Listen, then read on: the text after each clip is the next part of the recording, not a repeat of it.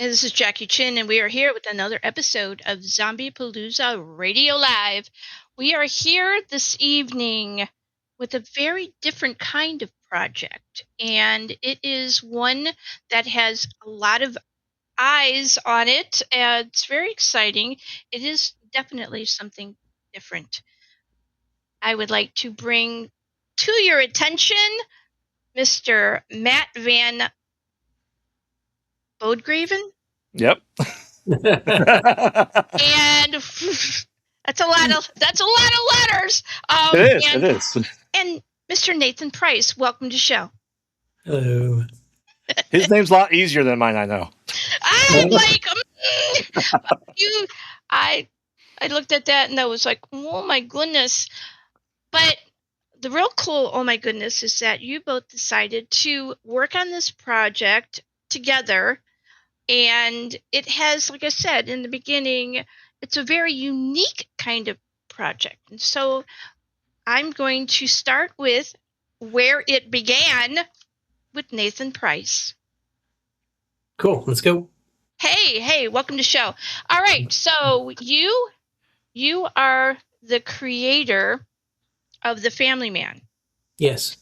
And in that, I don't want to steal your thunder. I want you to give a kind of a little bit of a breakdown on what this particular production is, and then we're going to go from there. Go ahead. So do you want me to get into the creation of the book or just about the production? You know what? Give us a little bit of background on who you are as a creative, and then we're going to slide into how The Family Man became a seed, and then we're going to walk through post-production. Okay. So my name is Nathan Price. I'm a 50-year-old veteran from the Navy, and my whole life I have been a storyteller in some fashion, whether I was lying to my parents or creating any other kind of havoc. Let me see. In high school, this was in the 90s, there was a guy named Kevin Ford who started the video production in our high school, and he got another friend and me to join in. We were the grade underneath him. And we did reel-to-reel editing and learned how to run cameras. We worked at the local community broadcast station. Fast forward years, Kevin has worked with Spike Lee, Robert Downey Jr. He just did a documentary called 67 Bombs to Enid, which has been very well reviewed, but I have not gotten as far as he has. And I'm not too ashamed of that. I want to continue to make things. I tried my hand at filmmaking and continuing to write. And at one point, through some different events in my life, I was kind of forced to stop working. And I decided to start creating comic books. So I'm an indie comic book publisher. Our imprint is Pork Chop Express, which some of you may know is the Kurt Russell's truck in Big Trouble in Little China. We love our name. Other people seem to love our name too. And yeah, I wrote The Family Man. There is definitely a lore story behind it, but I hope that people enjoy the story of it. Seems like there's some projects that came out that are all about lore recently. Where's the story? I enjoyed that particular project, I won't lie, but I wrote The Family Man. If you want, I can get into that, but I'm lucky enough that Matt, aka Graveyard, saw potential in The Family Man, and we are now on the campaign trail trying to raise funds to make it happen. So. Thank you so much. I'm going to go over to Matt. We're going to get some background on you. Yeah. And then how it became a seed for you for The Family Man. Yeah. So in my creative journey in film and theater started back in before high school. I played D&D as a kid in the 90s, so storytelling, character creation was always a forefront for me. And from there, as most people do, you go to backyard wrestling because why not? You go from nerdy stuff to backyard wrestling, still development, storytelling, camera work, editing, and kind of learned all that kind of stuff on the back end. While in high school, I was in theater for 4 years, and I was in drama class for 4 years on top of that. So learned how to act, write, direct, and all that fun stuff. And then in theater, more of like production, behind the scenes stuff. So I learned how to do lighting, sound, housework, set design, and anything that wasn't singing and dancing in plays, I would do those too. So if there's like a murder mystery, I would participate, lead people around, and all that while still doing backyard wrestling. And taking that and learning to edit, like I said, our everything that we were filming with FFMX Peg 4X, I believe back then. It was always kind of like this hidden passion of mine. But once I got done with high school, my parents go, "Well, that sounds fun. Go get a real job." You forgot to mention, you told me that you're Brad Pitt's brother too. Yeah, that too. All right. Nepotism. So, I enjoy the idea of being able to put something that you get a vision of onto paper or onto a screen, and the writing of dialogue and the all of the things that we are used to seeing in a film or in a project such as yours. But this one is very different. This one has no dialogue. Let's talk about that, Mr. Price. All right. So we have a project called Night of the Chihuahuas, which is a horror comedy. And as a publisher, I like to hear back from people what they think of it. So a lot of the comments, the Night of the Chihuahuas was written as a movie. And a lot of the comments I heard back toward the last issues of that first series where there's too much dialogue. So I had kind of challenged myself, can I write a book with little to no dialogue? And I think you have a picture. I don't know if you want to pull it up or wait, but somebody submitted a picture for Night of the Chihuahuas of a dog with a Jason hockey mask over their face. And for one, I thought, like, where the hell is the snout? Because that's creepy as hell. And two, I thought, like, what kind of family would own a dog that wears a horror mask? So, yeah, I took kind of those two ideas, and then I wanted to address tropes. The four, high school kids going into the spooky house. We all know where that's going to go, right? Well, I wanted to kind of spin that on its head, and I don't want to give too much away, but that was kind of the seed of the Family Man. I collected ideas over a little bit of time, and I sat down and wrote the whole thing in one stretch, which is funny because there's no words. But the last 3 pages have words, which I think is kind of effective. But yeah, that was it. So when you're going and you're creating this grouping, for me, what I'm used to seeing, I'm used to having words to be able to kind of give me a clue as to how maybe the character is feeling or how I should feel about them.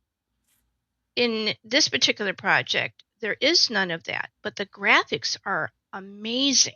They have high impact. The sections are done very well. You can tell that you put a lot of thought behind including the audience into this I don't know, I want to say thrill ride because it's very interesting in how it's put together. Yeah. So how much of the audience were you thinking about when you put it together? So first off, I want to say that Max Flowers was the artist on this. Max is extremely talented and brought a lot of life and expression and vitality to each of the characters. Because you have to, with no words, you have to pay attention. You want to see the emotion that they're conveying, the action, the sequence, the way he broke down the panels. There's a fight scene, and there's like a 4x4 grid of 16 quick action things.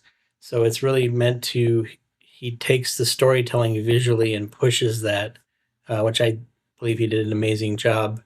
I forgot your question. I think you answered it. And I think you did good answering that. I just want to say, when this is cast, I really, really, really, really hope that these actors, actresses can convey what is happening without words. Because, I mean, as you see, like there's the first kind of plot twist. I think it has to be done in such a way that people actually kind of go, "Oh, like, wow." So, and the person that's acting at that crux really needs to be able to nail that. So, Matt, Yes. you have directed before. Yeah, not this has been my first main directing thing for Horror Dads Productions. I've done a couple of small things here and there, 40-hour film festivals. I'm doing a short series. But yes, this is gonna be my first solo directorial debut as of right now. Co-directed last couple projects here at Horror Dads, and it's been a lot of fun. I'm excited to bring this vision to life as you know, like, you know, silence or lack of sound is its own character in most horror Right. things, and we're going to kind of go with that. You know, think of like Midsummer is a horror movie that takes place pretty much in daylight, which is really unheard of. You know, and kind of taking that with silence being a character in itself, and as Nate said, the actors and actresses need to be able to express themselves. You know, you have that expressionism like on plays because you have to project to the last, you know, seat of the row, but you also have to have over enunciation that's going to help, you know, convey emotions and fears, and, you know, a lot of close up faces, because it's going to be a lot of acting with your face. We've been talking a lot about this project, and I would like to go over to the next panel and give people an idea of what this is. And so here we have, I'm going to see if I can enlarge this so that we get a better, I can still hear you as you are behind this, but let's have a conversation. The Family Man. Yes. Nathan? Yeah. This is a Go ahead. family. This is a concept sketch, showing the family, a little bit of their personality as well. I don't know how much to say. I can say that, in my mind, this is like Friday the 13th meets The Incredibles. It is a odd pairing, I know, but I think when people get into it, they'll understand. So, uh, man, wife, daughter, and baby and dog. And then this is a rough sketch of the four kids, the trope kids that honestly very much remind me of the Scooby Doo gang. And we're drawn that way on purpose. We want people to feel that they know where it's going and then betray them horribly. So, because it's horror. yes, exactly. See if So I this can get this this film is in this there. is just Max. Max is ridiculous. The artistry here in that upper panel, showing the architecture. I think I would get tired after drawing like 3 steps. And there's a It 2 has, Oh, go I'm ahead. sorry, it has a lot of depth to it. It has a lot of emotion to the to the feel of the place where we're at. And when you see the young people looking up at that house, you're like, that's the creepy house on whatever lane that you don't go into, but you want to, but you're not sure if you're gonna, like, survive the experience. It's actually modeled after a house I lived in Berkeley, California. It's kind of funny, but yeah, it's. I mean, the what I've heard is that comic books are basically story panels, to Yes. Then, hold on. Is that the right word? Storyboard. Storyboards. Yes, thank you. So that like this is a master class in storyboarding. And there's one more over here that I have. If I can hit the right button. So we were talking a little bit about putting something out there that shows like vivid emotion. And let's talk about this panel. And this is when the Scooby-Doo gang first enters the house. They break up into twos, of course, because that's always the safest. Yep. And the prom queen and I forget the other guy, the jock, they're kind of smoozing up to each other. And the other page that goes with this, they happen simultaneously. So the wah wah wah breaks the page in that third row, and something is going on. And I don't consider these to be words in the common sense of conversation, but it scares them, and they start kind of trying to find out what is happening. Yeah. Would you like to have anything to say about this, Matt? Yeah, like I said, this is going into, like I said, the conveying of emotions, that it's just going to have to be full body acting, and it's amazing. Like I said, you have a couple movies like No One Will Save You, that's very little dialogue, but we want to be able to capture the actual sounds, the footsteps, the clattering, and just have the sounds there, so it's not just complete silence, but you have to be able and be in that tension with them, because you're going into an old spooky house. Every little noise is going to kind of put you on edge. That kind of reminds me of old time radio when they were doing the stories. Oh, that's cool. That there is a lot of activity that goes on, and you get some of the blanks filled in with sound or lack of sound. That's one thing that Max pointed out, is that people are lazy, and this actually makes them engage. I've had people say they don't like it at all. And a lot of people have said they read it and they said, and they put it down. And they said, I'm going to read it again. And then they said, wow, it's actually pretty good. And they put it down and then read it again. And like, this is really good. Yeah, I'm not trying to humble brag it. I just found it kind of interesting. No, this is the perfect time, perfect place for you to do whatever you feel in the emotion of what you feel, because this came out of your brain, and personally I think it's pretty cool. Thank you. And this is your time to be able to do that, and so please do that. Thank you. Well, all right, thank you very much. All right, we're moving into the colored sections, and so I would like you to talk about choice of color, and I love the depiction on here. So because this is yours, please go ahead. Really, Max, this is all Max. Max drew everything is drawn. No, hold on, let me think about this. There's a very well-known independent artist named Dave Baker who did a series called Halloween Boy. And Max said that he kind of stylized this after Halloween Boy.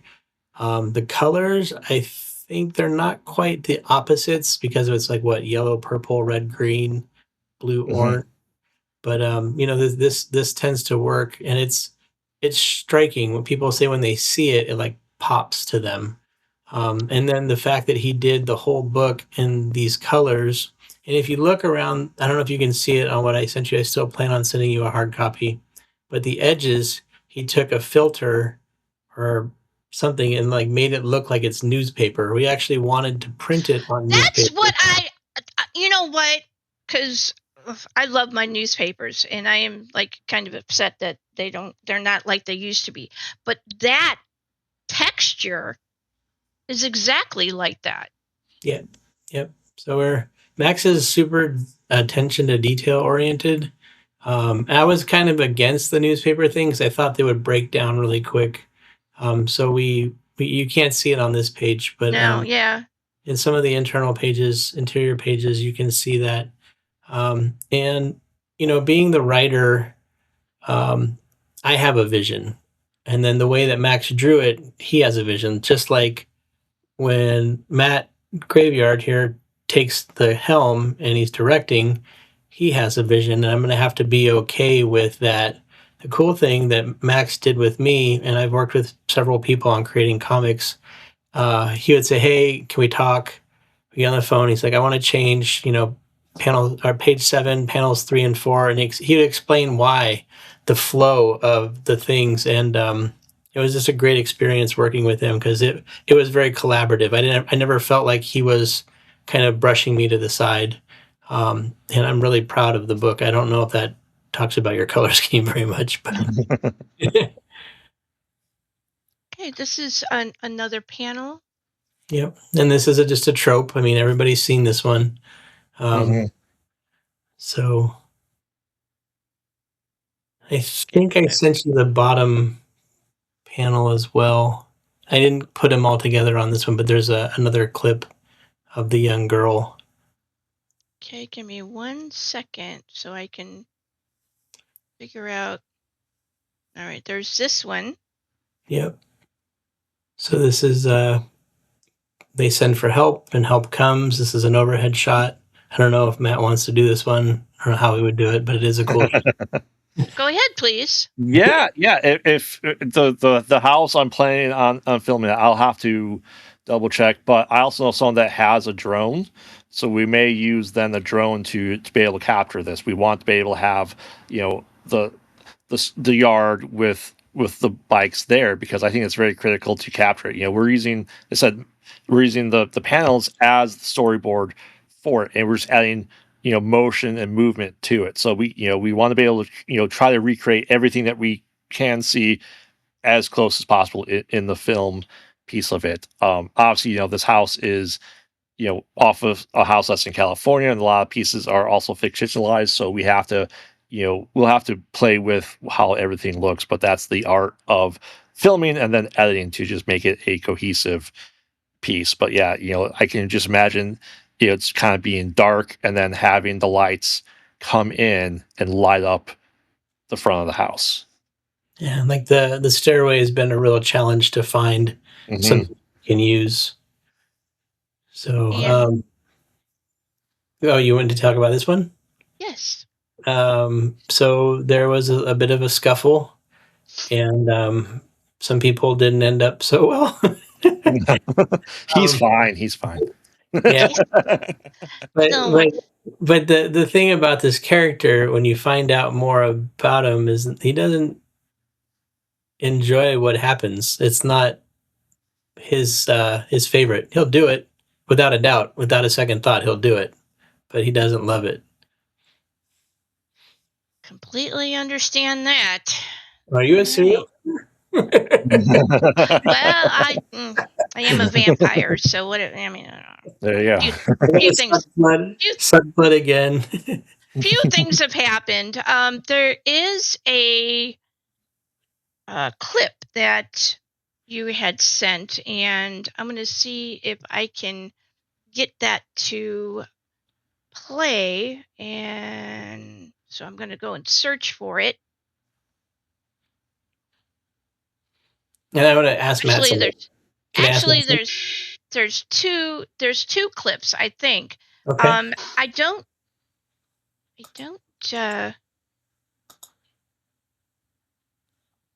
oh, Well, okay. Oh, yeah. Of many traditions entangled in the American dream. A dream that quickly can turn into a nightmare.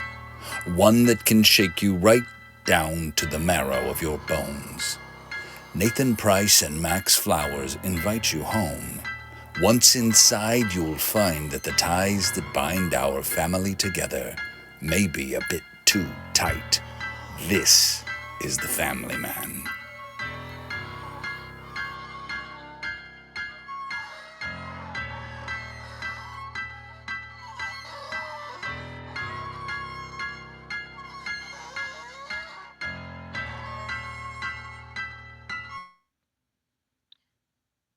That was cool.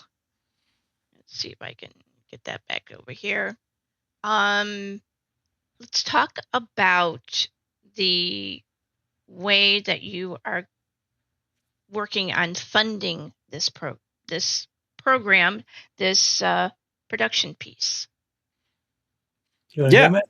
Yeah, so we're on Kickstarter right now. We have about 12 or 13 days left of the campaign, and we are able to kind of model it after other Horror Dads productions. I work heavily with Josh Bruckner to be able to look at what we have, and we have different tiers. We have a special thanks in the credits, just for $10, just to have something in there. We have all digital copies of the movie, the comic. We're gonna have DVDs. We're gonna have Blu-rays. We're gonna even make VHSs because I want to be able to take this film when it's done, have the clean, pretty Blu-ray version, but then have the gritty, staticky, video tracking on the VHS to make it even more creepy. Because we can't really say what time period this film even takes place in. I was going to ask you about that, as a matter of fact. So great segue. What? There is a hint. Mm-hmm. It's a very subtle hint. So you absolutely must, pay attention to what is going on here. Do you guys have social media that has maybe some small peaks or anything for people who are interested in the Family Man? Yeah. Ours is at Porkchop EXP 55 on Instagram, mostly on Instagram. There's too much technology and I can't keep up with it all. And sometimes I honestly don't care to, because it's like, here, sign up for this other website that has a website about a website. It's like, yeah. So Instagram, please follow and support. We want your support. We need your support. Yeah.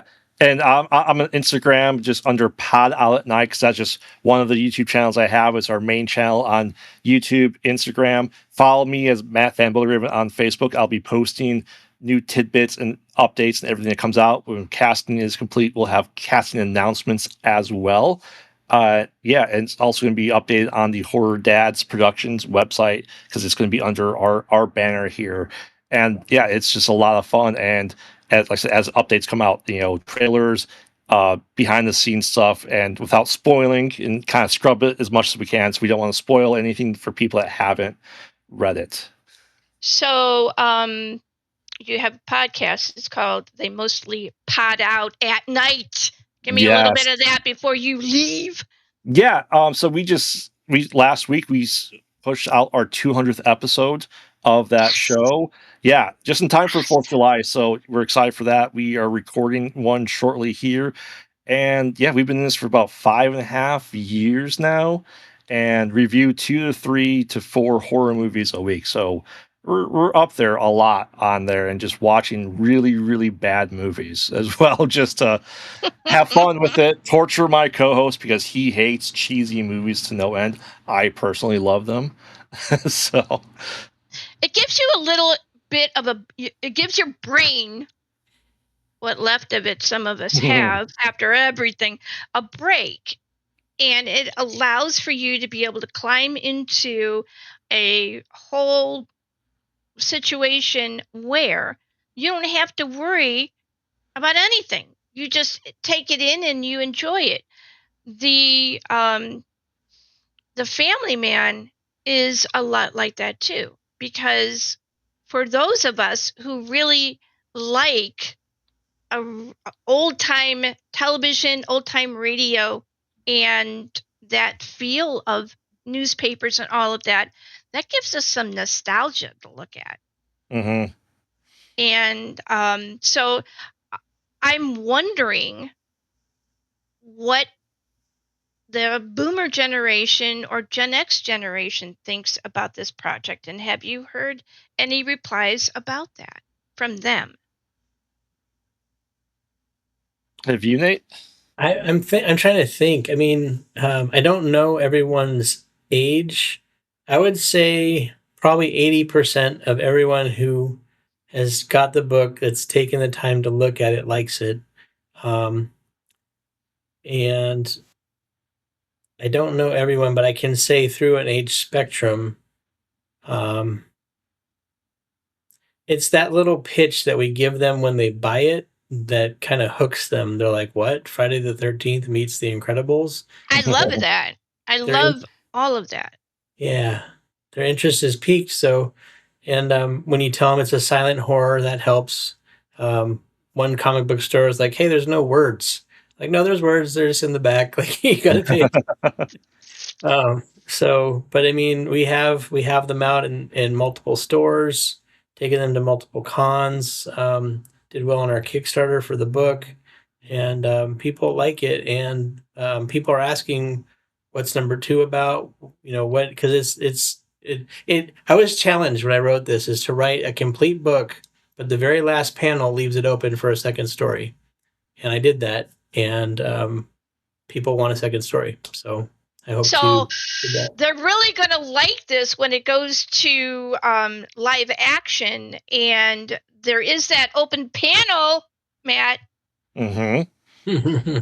So Yeah. just saying. And I have been privy to looking at a good number of pieces from the project, and I can say that this is something I fully enjoy. Thank you. And it's unique enough to be able to keep my attention because my ADHD needs new stuff. But it's got that nostalgic that just kind of like pulls you in. So I understand why they are really liking it. Is there anything that I have not asked you about or you have not covered yet that you would like your audience to know? Well, I want to say we're doing this interpretation into the film that we will be adding pieces that hint at the bigger picture without explicitly saying it. Nate and I have talked about that, the things that we're going to add to it, that, it's not just a one for one. There's going to be lore within the film and hints of potentially what's to come. Yeah. Then I don't. There's a reason why it's quiet. Why it's silent. And yeah, I I don't like cliche things, and I don't think that's a fair statement to make. But it's like by the time someone has a unique idea and gets it onto screen or gets it into print, if people enjoy it, it becomes cliche in my mind. So in writing, I've written two versions of issue 2, and the the core idea to the story that becomes obvious at the end of issue 2, I've never heard of anything like it. No. And the couple people that I've told are like, "That's really cool." And I feel like I'm going to sound like a complete idiot. Like it will quote unquote spin the whole horror genre on its head. Which I do believe is unique enough and fun enough that a lot of people would embrace it, and a lot of people are like, "Not my horror. You can't do that to my horror." So I really hope that people will gravitate toward it, and we can, raise the funds. I did want to say, you asked the question about if we have anything to say. There are tiers for executive producers. There are T-shirts. There's a mask. We're going to make masks, and you can get a worn on-screen mask signed by the cast. There are a lot of fun things. So yeah, we want everyone to hop on board and go on a ride with us. Yes. Matt, do you have anything to add? No, like I said, I'm excited to get this going. Nate knows that I worked on a short film that we just did for another project I'm working on a couple of weeks ago, and it is silent. So that was a good leg up to what is coming for Family Man. Oh, and I want to say something else. I have a couple other stories, and I'm really hoping that Matt and I form a bond, and that he likes my other stories. Mm-hmm. I don't like horror personally. I'm not a horror guy. I've been writing horror, which is weird, and I've started watching a lot of horror with my younger son. But it's I've written what Drip is considered horror. And did you read Die? I have not had the chance yet, but we talked about this, and I'm excited to make that as well. We want to make Die into a film. We want to make Drip into a film as well. Like, did you watch Hard Candy? I haven't gotten a chance to do that because we have stuff. But Yeah, I'm gonna do it tonight. Die is like Hard Candy. And I would Okay. say it's maybe thriller more than horror. But it gets intense. Mhm. So yeah, I'm having fun. The kind of horror that I like. I like to kind of be lulled into it, but I also like if it can get me to think about the perspective of the characters or the atmosphere to try and figure out what is going on. And that I just like to do that. I like to dissect things. Hard Candy is like that thing that gets you at the edge of your seat in the first 10 minutes and you're just sucked into it for the rest of the movie. Literally until the last minute and you're like, "Oh my gosh." Like, Now that is a good read and that is a good film when they can do that. yeah. I have had a really fabulous time with the two of you talking about your project Family Man. I am looking forward to seeing what happens next. So when you get to your next pivotal, please let me know. And up until that point, what did you think about your first experience on Zombiepalooza Radio Live? Awesome. Loved it. Very good. Very good. Thank you so much. Thank you. I Thank you. will I will talk to you guys later. All right. Bye.